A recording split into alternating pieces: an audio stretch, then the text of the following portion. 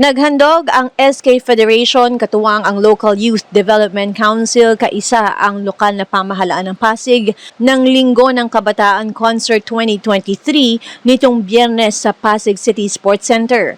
Ang libreng concert ay para sa mga kabataang Pasigueño. Isang gabi ng pagpapahalaga para sa mga ito. Alas 3 ng hapon na magsimulang pumila ang mga kabataan na excited na para sa programa. Dumalo ang ilang mga SK chairman at SK kagawad sa aktibidad.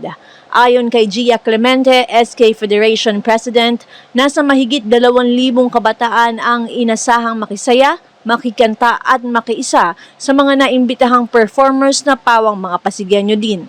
Actually, itong event po or yung concert na to ay ginawa po para sa selebrasyon ng Linggo ng Kabataan. Siyempre, kaisang mga kabataan ng Pasig.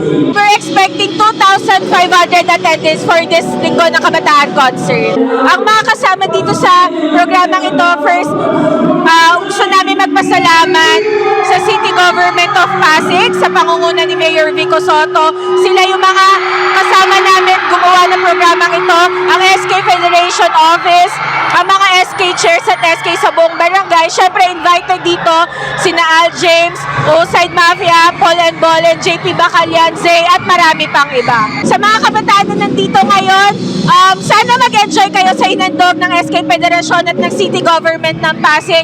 Siyempre, ang goal namin is maging inspirasyon sa inyo yung mga makikita nyo na yung mga homegrown talents natin dito sa Pasig ay minsan ay maging katulad nyo sila na hahangaan at makikita rin mag-perform sa entablado. Muli maraming salamat sa mga kabataang sumuporta at humingi rin po kami ng pasensya dun sa mga hindi po nakasama dito sa concert na to dahil alam namin maraming gustong manood ngunit ang kapasidad ng sports center ay konti lamang. Muli pasensya na po at maraming salamat sa pag-intindi.